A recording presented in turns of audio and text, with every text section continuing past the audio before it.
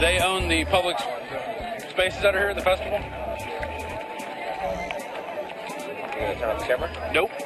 Okay, that's fine. I'll go get a police officer. Be right back. Okay. Are you selling water? No, but you can have one. Are you sure? Yeah. All right, cool. I have power. I have power. I have power.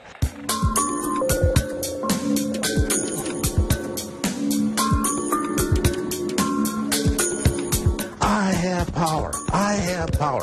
I have power.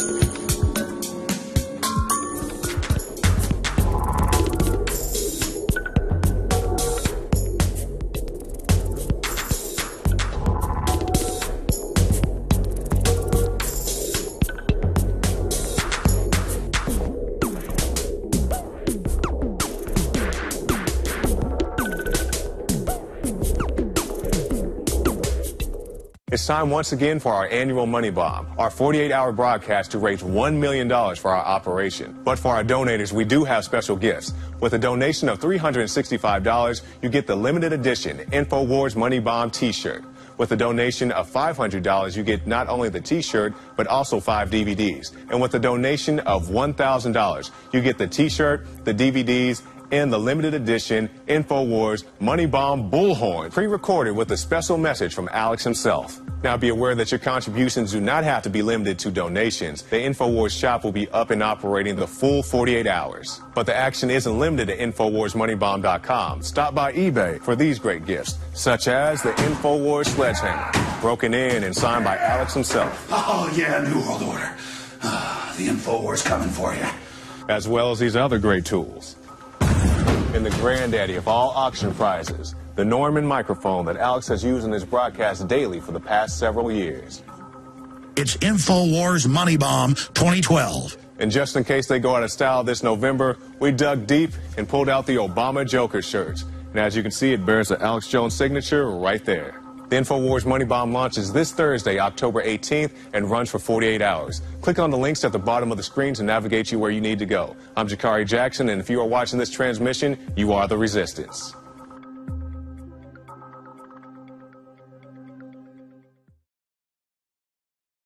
James Wesley Rawles is with us for the next 45 minutes, and then I'm going to go rest, not really sleep, because then I'd be in a coma to going coast to coast to AM tonight, and then I'm back. 48-hour transmission. James Wesley Rawles. We should have him back more often. People just love this guy. We're going to get into so many of the points that he's really concerned about. He's been an enthusiastic survivalist since his teenage years. He's a top survivalist, survivalblog.com. He's got a new best-selling book out. You know how I knew he had a best-selling book out? My wife bought it, and I read it 2 nights ago. It's in our preparedness area in the basement. He has a bachelor's art degree from San Jose University and a minor degree in military science, history, and military. Former U.S. Army intelligence officer who held a top security clearance with special background investigation and access to sensitive compartmentalized information. He was awarded Officer Specialty 35A Tactical All Sorts Intelligence Officer, an additional skill identifier 5M Electronic Warfare Officer. He achieved a rank of captain, attended the Army NBC Defense Officer School with the Northern Warfare School at Fort Greely, Alaska, survivalblog.com. He joins us now here, just since he was on 3 or 4 months ago. It's all happening. The 1.6 billion bullets, the preparations for martial law, the military checkpoints, not drills on the highways, aircraft carriers massing in the Gulf, all of it. It is bonkers. And we've got a bunch of points he wants to go over. Prepare to be pulled off the plane. There has attempts to put flags on his site, attempts to crash his website, ping attacks. Yeah, it's all crazy. A political attack on his writings on Wikipedia to delete articles about his books. But just so many points we're going to make. But Mr. Rawles, James Wesley Rawles, one of the most highly respected survivalist prepper researchers out there. Where are we in America, but worldwide, right now on the grand chessboard? Well, Alex, I think we are on the slippery slope is where we are. There's obviously huge economic problems that are right on the horizon, and people need to be prepared for those. But there's also the whole political milieu, and it's obvious that if anyone is in the liberty movement or the constitutionalist movement or the prepper movement or the Oath Keeper movement, anyone who has a high profile in any of those movements can expect to be targeted. Anybody who isn't an anti-American piece of filth, anyone who is a real American, basic, red-blooded, good person, we're the bad guys. Yeah, that's right. It's really funny that the people that used to be held up and put on a pedestal are now considered enemies of the state. Anyone who has traditional American values, anyone who's an outspoken Christian, anyone who is opposed to NDAA, anyone who is critical of the government's handling of money, and anyone who's critical of our U.S. Treasury being so deeply involved with the private banking cartel called the Federal Reserve, anyone who points any of that out is going to get targeted. And I think you're alluding to the confirmed. Be ready for it. Absolutely. I think you're alluding to the prepper put on a no-fly list, can't get back to the U.S. from the state of Hawaii. I mean, this is there will be selective enforcement just like that. All right, well, I mean, continue along those lines. You yourself, I don't talk a lot about this just because so much of it happens it would get old for the audience, but the amount of harassment we've come under in the last month is epic, which again, added to everything else, I can just feel the energy level rising towards a crescendo. Well, yes. I think it's obvious that something's coming to a head.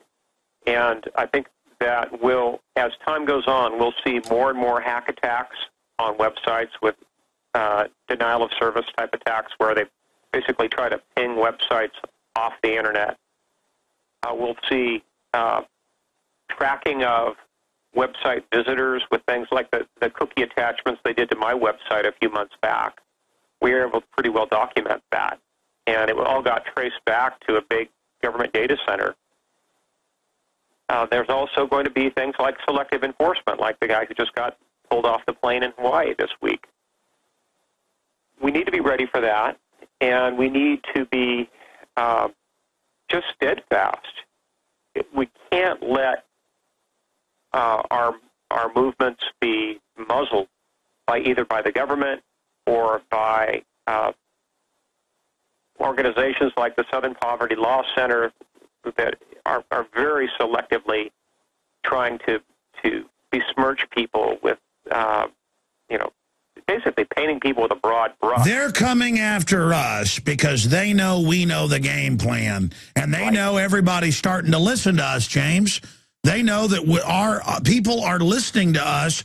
I mean, I can't even, if I told people the amount of visitors we get a day now, I can't even believe it myself. 3 million a day just to Infowars.com now the last week. Wow.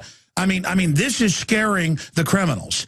So people better know we're not. The powers that be are feeling the heat, and they're in desperation mode right now. And all of these steps that they're taking against the liberty movement and the prepper movement, and the Oath Keeper movement, and constitutionalist movement, all of those steps they're taking are signs of their desperation. It shows you how close they are to losing their grip. Yes. And they're already losing their grip on the mass media. The mass media, the mainstream media, is losing more and more market share with every passing day to the alternative media, to blogs. They're losing it to radio and television shows like yours. They're losing it to podcasts and so forth. More and more people are turning to alternative media. And at this point, they basically cannot stop it unless they completely shut down the mass media and shut down the internet, which just can't happen. Not unless they want to crash the entire system.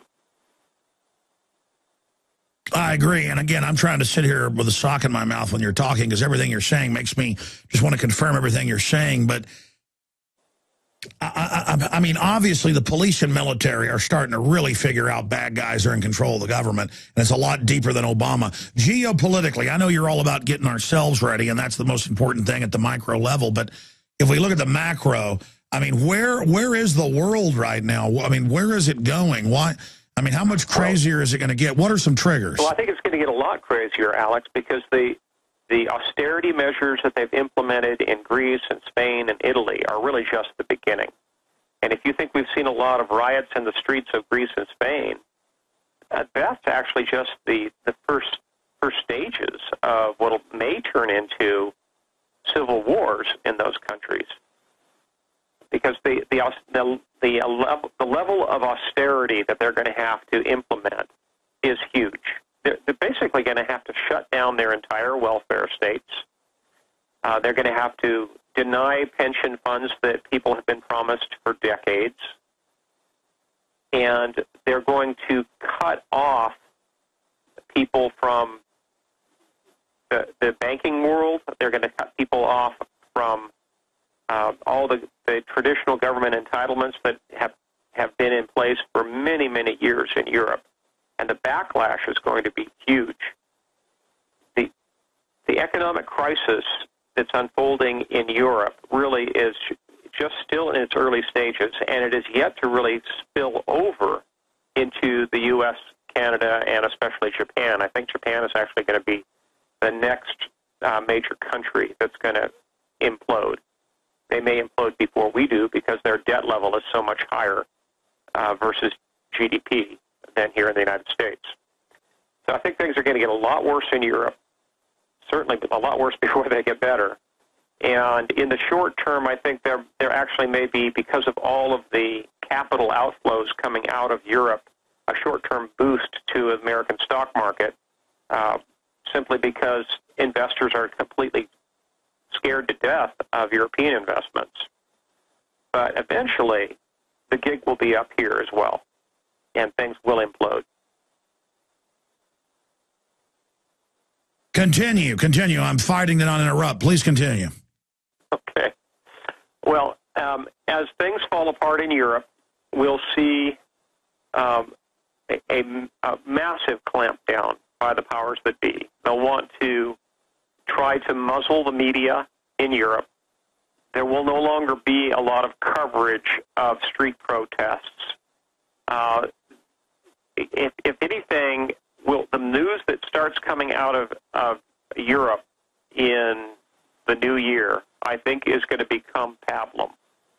We're going to see lots of programming coming out of Europe on cultural events, and people in lederhosen drinking beer and singing.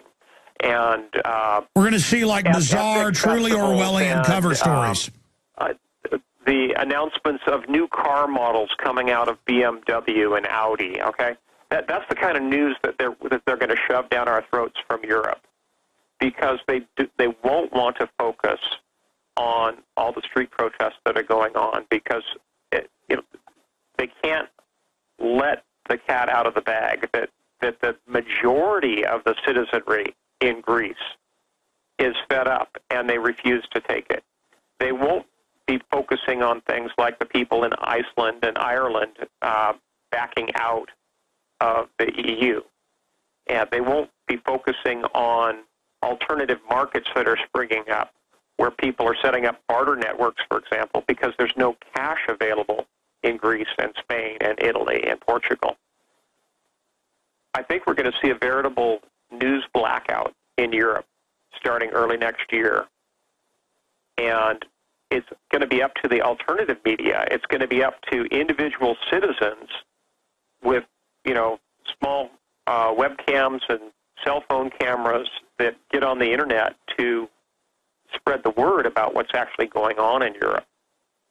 The truth will get out, but it's not going to come from the mass media. It's going to come from the alternative media. Expanding on that, last time we had you on, you broke down your geopolitical view and, pointed out the elite is not in total control. So many of our sources that have really been proven accurate in the past say, for the first time in really modern history, there's a split within the elites because it's getting down to endgame time, and there's a lot of backstabbing going on, and that things are not going well. I think you alluded to the fact that the establishment is not happy campers right now. Where would you say the posture of the engineers, the social engineers, is right now? I mean, are things going well? Because I see articles where they brag, yeah, world government's here, we've set everything up. Meanwhile, the ADL and Southern Poverty Law Center say it don't exist. Al-Qaeda is being used to attack Syria, but we've got to give our rights up because Al-Qaeda, is hiding under every table. I mean, things are just becoming cartoon level insane to where I can't even believe it's gotten to this point, and I'm pretty darn jaded. Well, Alex, there's definitely two different camps that exist within the European powers that be. One camp is trying to tear the system apart as best they can so that they'll have an excuse to implement things like biochipping or things like a global currency to replace the euro. The other camp basically has seen that they've gone too far, and they're worried about revolution or counter-revolution going on in Europe, and they're scared for their own lives. They're afraid that they're going to be swinging from lampposts. So they're trying to slow the other camp down. They're trying to stabilize the situation. They don't want to see any sort of collapse that would endanger their lives or their property.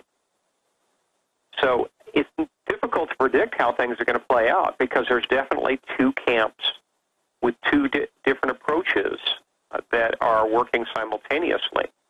I don't know who's going to win out. All I can say is that at a personal level, for anyone in Europe and then eventually here in the States, families had better be prepared to hunker down for an extended period of time with commerce completely disrupted. There won't be food on the supermarket shelves for weeks or months. There won't be jobs. People aren't going to have, there's going to be massive layoffs. There's going to be attempts to evict people from thousands or tens of thousands of homes daily. So people need to have a cash reserve. They need to have a food reserve. They need to have a good source of water and home water filtration because the civic water supplies may be disrupted. And the power grids in a worst case, the power grids may go down. Hell, the power grids may go down. A backup plan. The globalists are already shutting down many of our coal power plants. I live in Austin, James, and in 5 years, my power prices have doubled. And they're on the news saying I'm in a model UN city, and they're going to shut down the final city power plant so we can buy from General Electric plants at even higher prices. I mean, like you said, they're doing everything they can to shut this country down. Well, Alex, there's definitely change in the wind, and I recommend that all your listeners take full advantage of all the educational resources that you have through Infowars.com. I recommend that they get in touch with some of your advertisers for things like food storage, for things like water filtration, and for alternative investments that'll put them outside of the dollar paradigm and into practical tangibles, things like precious metals. Listen to this. I talked to a well driller because I already have a well on my property, but it's only 500 feet deep. I want to go 1,000 into the aquifer. And he said, the crazy thing is I used to hear your show, and I thought you were full of it. He goes, all the rich people around here are drilling wells and putting in bunkers and food? I mean, what do you think's going on if the wealthier people are drilling wells and getting food? What do they know is coming, James? Well, if my current crop of consulting clients is any indication, a lot of people on Wall Street, a lot of people in the banking world, and hedge fund managers in particular are definitely concerned because they're stocking up. They're hiring me to help them pick out survival retreats. They're stocking them for multiple years. The folks that are selling underground shelters are doing a booming business right now. And we're not talking nuclear war here. We're talking about people that want to have an underground shelter because they're worried about their physical safety because of civil unrest. That's how bad it is. Yeah, more of hidden safe houses. Well, yes, there's definitely a lot of people that are looking for retreat-type properties. And it's really odd, Alex, because these are people who traditionally have had no interest whatsoever.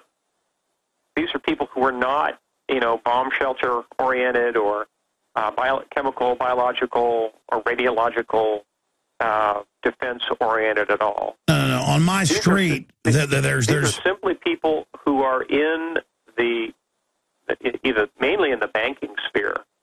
And I don't know whether it's just because they have their ear to the ground in terms of what's going to happen with the global credit collapse, or whether they have seen, have had contacts in the corporate world with corporate executives that are warning them that something's coming. But for some reason, suddenly there's thousands of people. Again, it's the majority of them that have contacted me have been with hedge funds.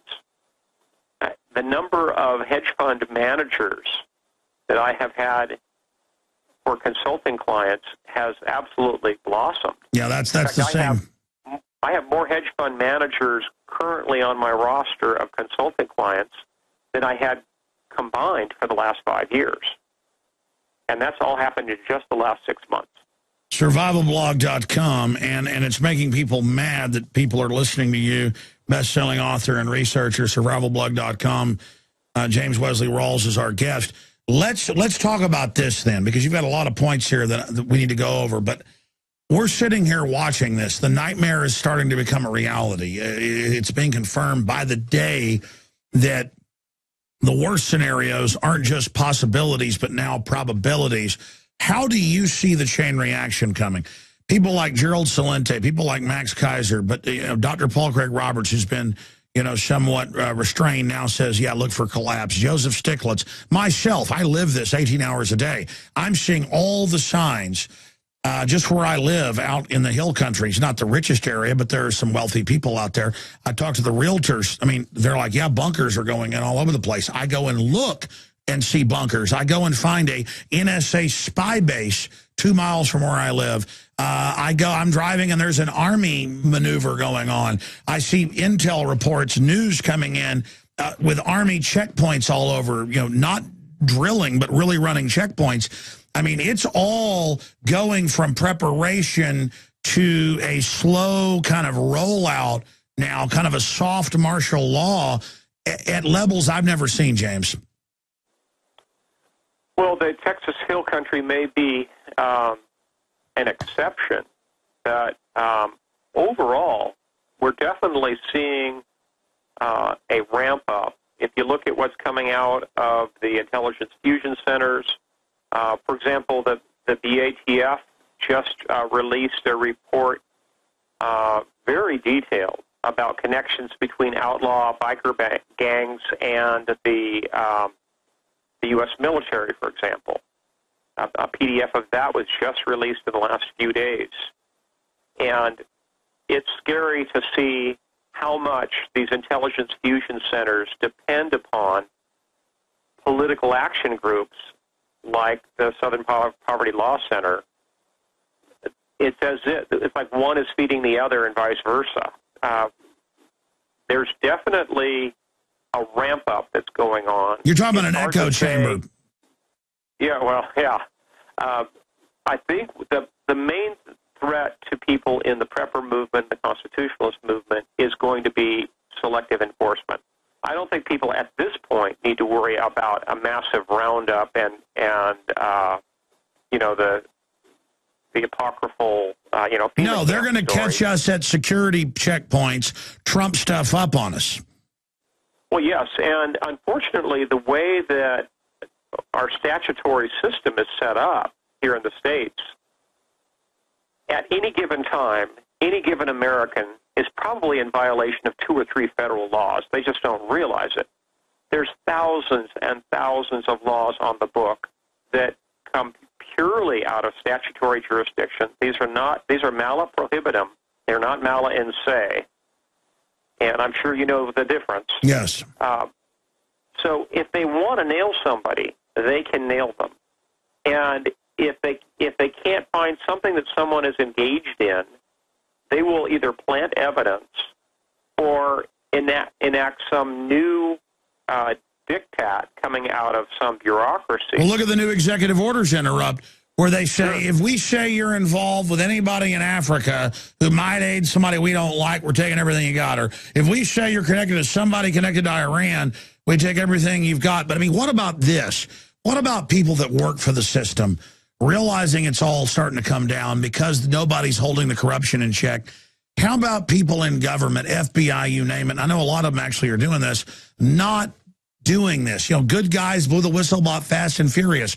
What about not taking some veteran to jail for no reason because you get them at a checkpoint? I mean, what about people in the system going, you know what, this is crazy. We're not going to be part of this. Oh, I'm confident that more and more of that will go on. More and more people are going to simply say no. People who are sworn officers, who are under delegation of authority for law enforcement agencies in the military, are simply going to say, I'm sorry, I can't do that. This is, you know, this goes beyond our mandate. This goes beyond our constitutional authority. We can't do this. And they're just going to say no to that sort of enforcement. And a few of them are probably going to be very publicly drummed out of their respective services. But all I can say is more power to them, because eventually, even in the worst of police states, you have people that stand up. You know, East Germany. Like even in Nazi Germany, Hermann Goering's brother was involved in trying to get Jews out of concentration camps. I mean, there are going to be people who will stand up and do the right thing. Well, yeah, because it's so bad to be involved in evil. Once the evil's being committed, you can literally, like chains from some type of, Christmas carol, the chains of eternity are being placed on you. People are going to have their conscience burned. Oh, definitely. And at some point, people are going to have to make a conscious decision. And my daily prayer is that the majority of people who are sworn officers are going to make the right decision. They're going to stand up for the document. They're not going to stand still and allow unconstitutional laws to be enforced. Well, everything else is empty. Let me ask you this question. The different factions that run the global system, they've kind of gone to the point of no return, in my view. They've committed this engine of takeover that's so dangerous that if they try to stop it, it would chew them up. So now they're all in. That's a very dangerous enemy to face. Do you agree they've committed this, or is there any way to stop it? And what is their end game then if they're successful? Well, boy, that's a whole bucket of worms, Alex, but I'm not sure if it's gotten to the point where they can't stop it or at least slow it down, because they could certainly attempt to set things right. Now, once they've created the climate for a global credit collapse and global hyperinflation, which they have through quantitative easing, and there's monetization going on both sides of the Atlantic right now, that they may not be able to stop. Likewise, the number of derivatives contracts that's built up and the counterparty risk that's developed may be very difficult to stop. Mm-hmm. So there are aspects of it that they can't really stop, but they certainly could step in. Yeah. And the problem is that they've made a lot of promises to very high-level people in the banking world who basically are the ones that put them in office. And if they try to undo things that are in the best interest of the banking world, a lot of these politicians may find themselves on the evening news with some huge scandal that is unleashed upon them. Well, I was about to say, I agree with your analysis. Because they're holding blackmail on so many politicians on both sides of the Atlantic. It may be difficult for some politicians to do the right thing. Well, that's what I was about to get to. I totally agree with your analysis. It's just it's stunningly piercing here with James Wesley Rawles with survivalblog.com. The global bankers, 6 mega banks or less, they are just so arrogant, and they've never failed. But that's what Hitler did. That's what Napoleon did. They all just think, I'm winning, I'm winning, I'm winning, I'm winning. They don't get the fact that they're destroying their own system. While they're at it, they become disconnected. And the whole posture they've got is they intend to collapse things and then pose as saviors throughout that process. And I don't see them pulling out. I mean, correct me if I'm wrong, but I see them going all the way. Sure, there's some elements that want stability, but that's more mid-level.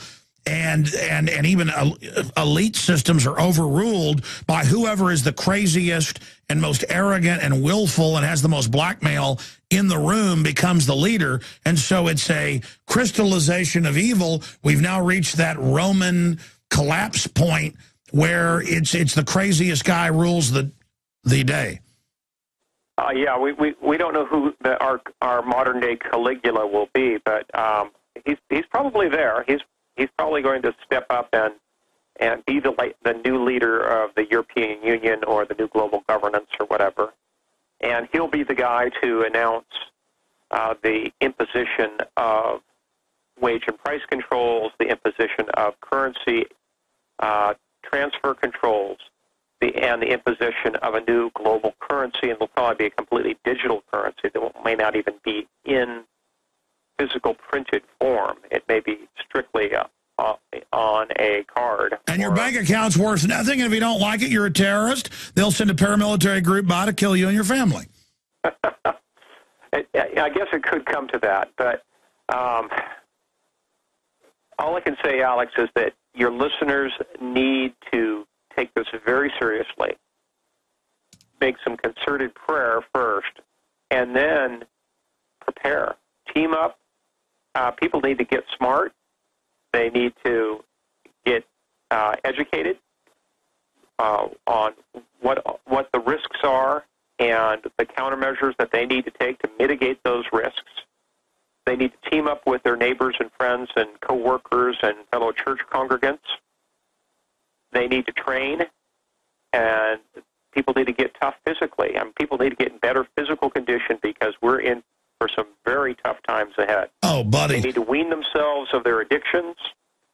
Get away from cigarettes, get away from all the unhealthy foods they've been eating, wean themselves from antidepressants, and become as self-sufficient as possible, because the big machine, the big trolley may be coming off the tracks, and people need to be prepared. That's what my blog's all about. Absolutely. I hate to obsess on the police and military, but they're where the rubber meets the road. We already see Detroit police, as you know, a week and a half ago, putting up signs saying, don't come in the city, we can't protect you. Years ago, different cities saying, we're laying off half the cops or more, we won't respond to all these crimes, places like Oakland. And we're going to see more and more of that. What will it be like for the general population under that versus for people that are out there in this crime-ridden system? They admit crime's going up, trying to, be a cop and all that. I want to get into that, and then I want to ask the question about your view of Obama versus Romney. Is there any difference? I don't think there's a nickel's worth of difference there. But to step back to your previous question, I think what we can look forward to in the United States and Canada is essentially two very distinct environments. You're going to have the urban cores, which will be held by the powers that be, and then you're going to have the suburbs and the rural areas, which are going to be out of their grasp. And it'll be no matter where you are, there'll be a lot of crime, there'll be a lot of physical risk.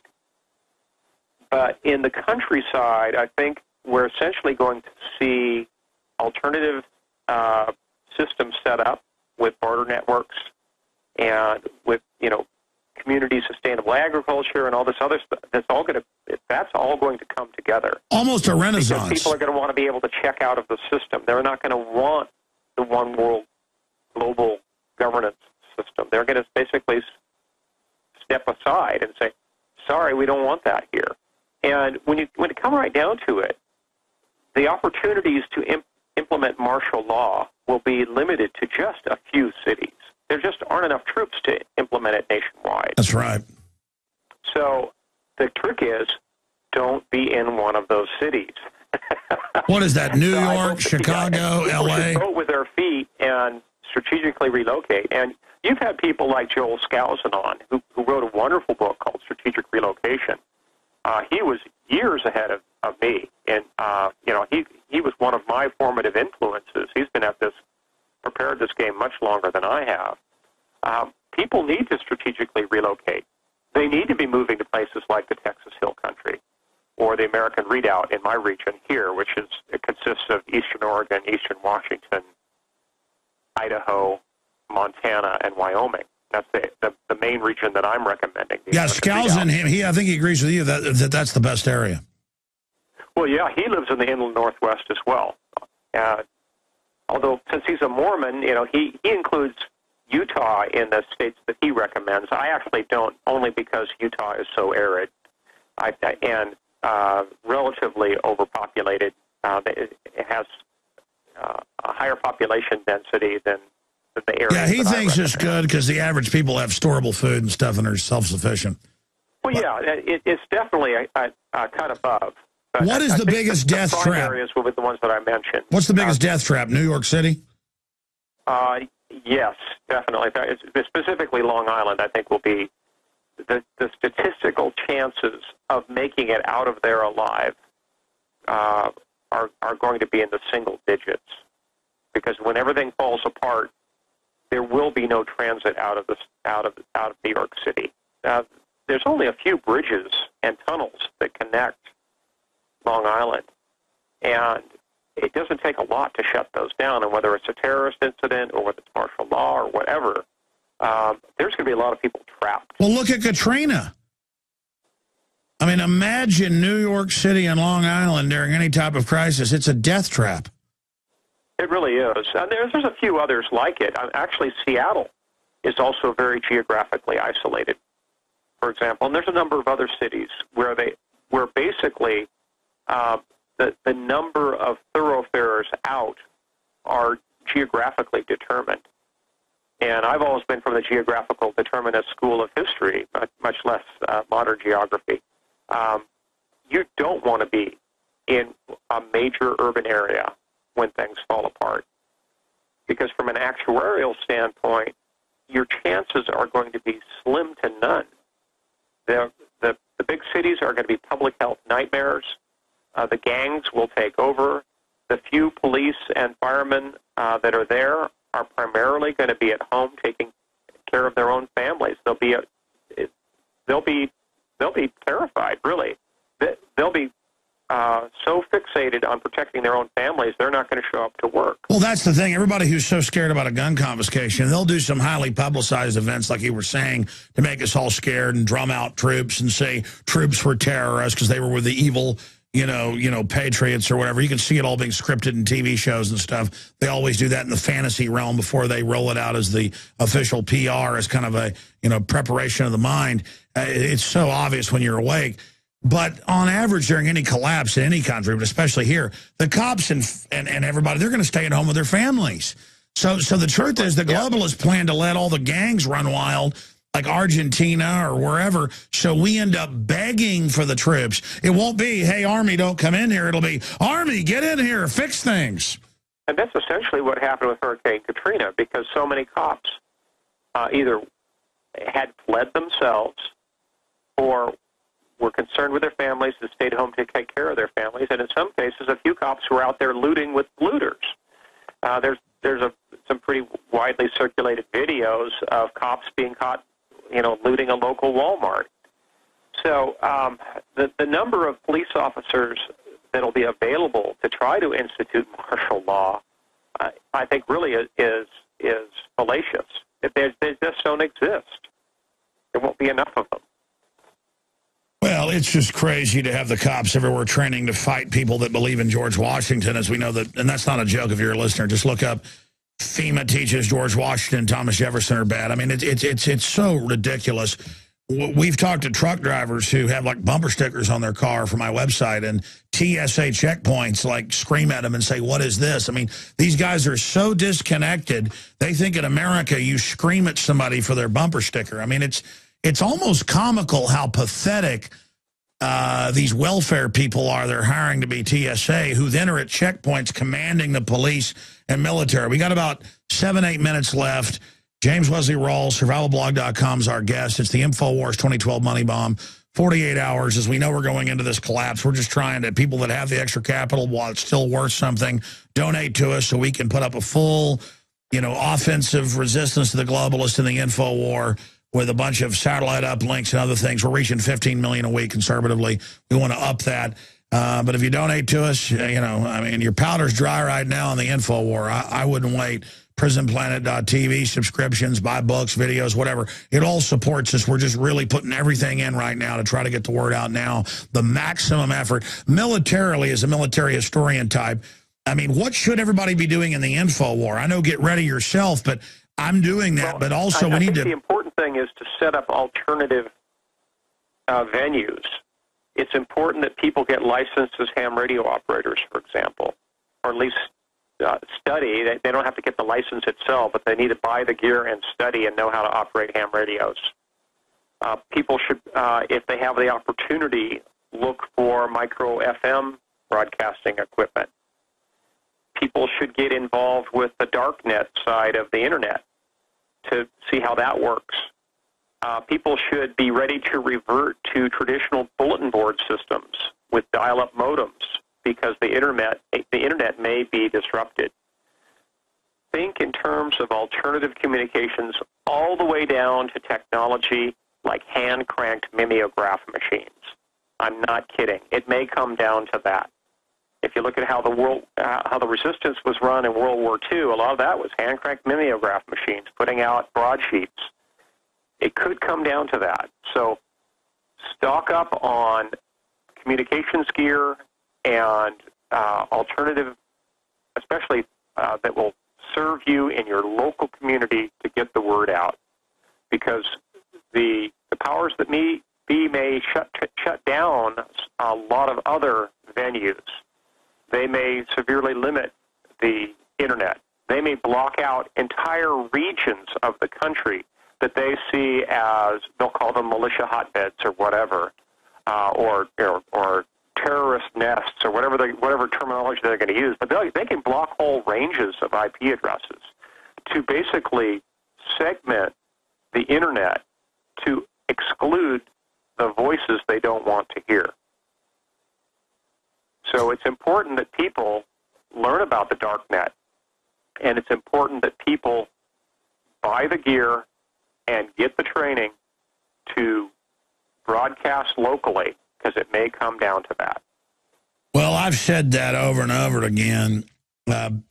People can buy still, mainly from England and other places, up to 200-watt, 300-watt transmitters or amplifiers. You can hook right up to recordings, whatever, or a microphone, put up on a 50-foot little tower in your backyard and, go out 15 miles. You go out at night, put up signs, Patriot broadcast, learn the truth, go on for an hour, tell them what it's going to be, and the globalists won't be able to stop people all over doing it. And no, there'll be way too many of them, yes.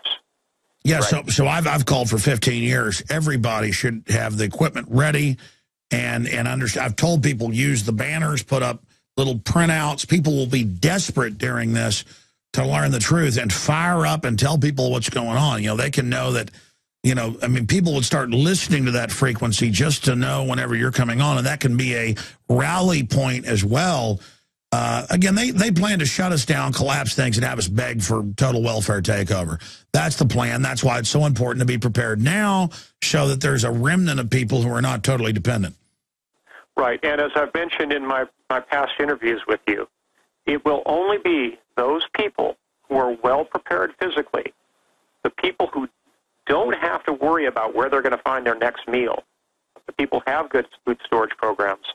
Those are the people who are going to have their head up and who are going to be looking at the big picture. Everybody else is going to be so caught up in just their day-to-day existence, they won't be able to be part of an active resistance.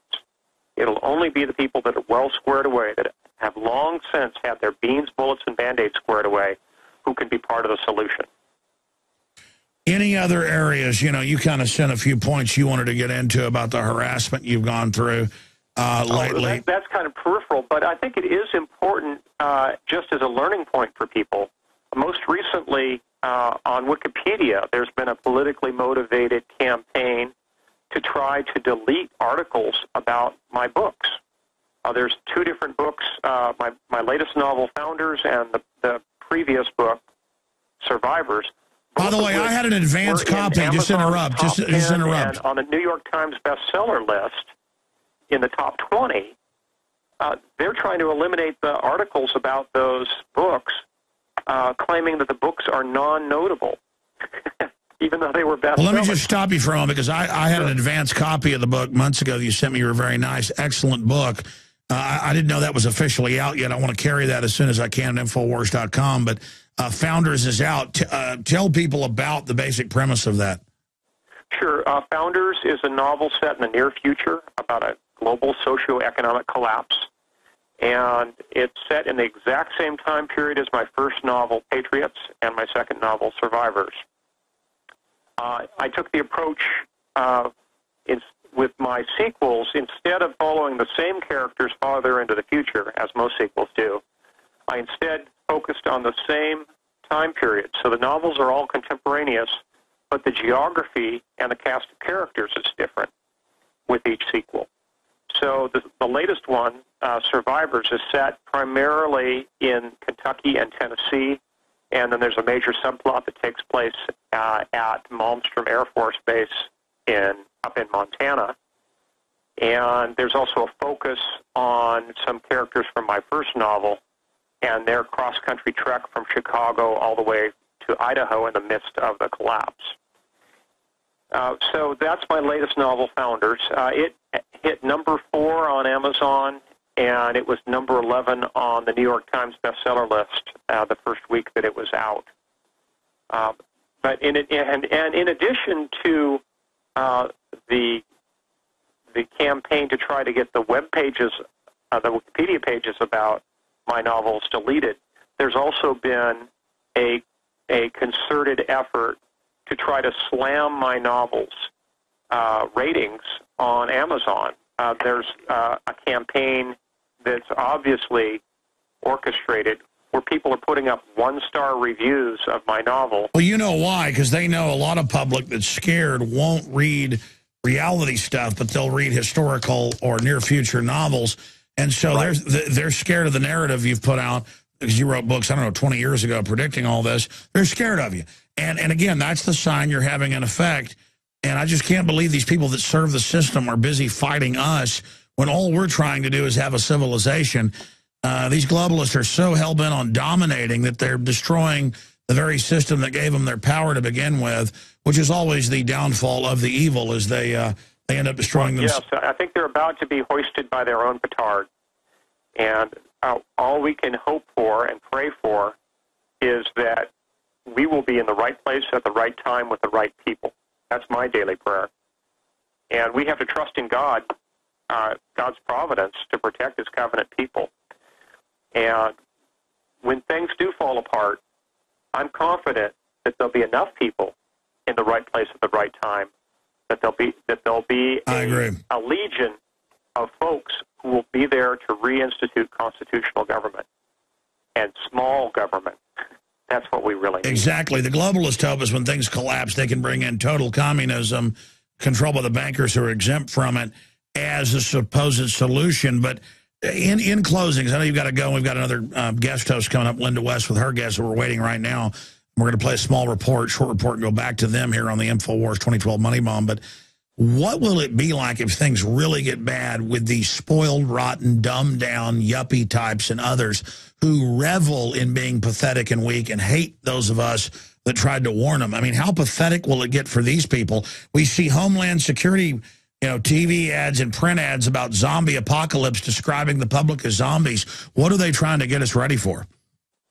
Well, it's difficult to say exactly how it's going to play out, but there's definitely a pampered class that exists, and they are not ready for any kind of major disruption. And I think when the economic world alone falls apart for them, that they're going to fall apart emotionally. They're just going to lose it, basically. Yeah. And if there's a total collapse, which brings the power grid down, they're going to be absolutely unprepared because their whole world is geared around the power that they have of controlling the mass media and the whole economic apparatus via fractional reserve banking. So if that all falls apart, they're not going to be able to cope. So my advice to the people listening is you need to have the alternative worldview. You need to have the self-sufficient worldview, the ability to revert to 19th century technology. You need to be able to provide for your own families. And there's a tremendous amount of information at my website that's all available free of charge. Again, it's survivalblog.com. Dig into those archives, print out the most important articles, and be ready, folks. I agree. I mean, if in the 20s you had all these bankers and people by the thousands committing suicide, jumping out of windows, imagine what's going to happen when it is now sold by the media as a badge of honor to be effete and pompous and pathetic. These people, have no idea, and they are a bunch of narcissists.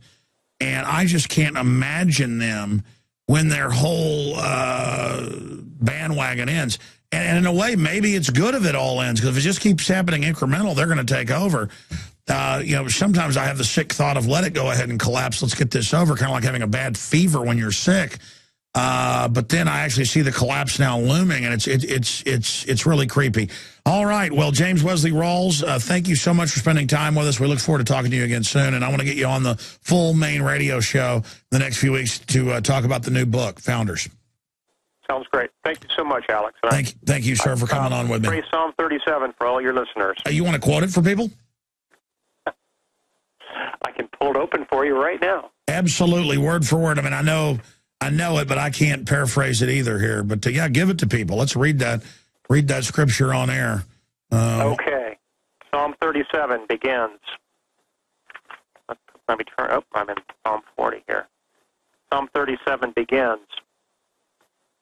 Do not fret because of evildoers, nor be envious of the workers of iniquity, for they shall soon be cut down like grass and wither as the green herb. Trust in the Lord and do good. Dwell in the land and feed on his faithfulness. Delight yourself in the Lord, and he shall give you the desires of your heart. Commit your way to the Lord. Trust also in him, and he shall bring it to pass. He shall bring forth your righteousness as the light, and your justice as the noonday. So, read the Psalms, folks. We know we're going to win. We know that the evil ones will be cast down. The wicked will have their judgment day. Well, I mean, look, Lord. That's all I can say. Exactly. Looking at Lance Armstrong, he was a low-level corrupt guy. But, I mean, all of these arrogant, haughty people who think they're invincible, they always get destroyed. That's the thing about people that are really into evil. None of us are perfect, but those that revel in it. I've studied history. I've seen it in my own life. People that revel in how they're the best and they can't be beat, they are just begging to be smashed. It's like the Titanic. Not even God can sink this ship. Boom, maiden voyage sinks. I mean, they are just asking for it. And again, to read that top line up there about, the gifts that the righteous get and the peril of the wicked ones. If you guys will put that quote back up on screen for me in there, that'd be awesome. The heritage of the righteous and the calamity of the wicked, a Psalm of David 37. Thank you so much again, Mr. Rawles. Thank you, and God bless you. God bless you. Visit Infowars.com and PrisonPlanet.com. When you're on the site, you can also tune in 24 hours a day to my daily radio broadcast. There's also a free iPhone app to listen to the syndicated radio show when and where you want.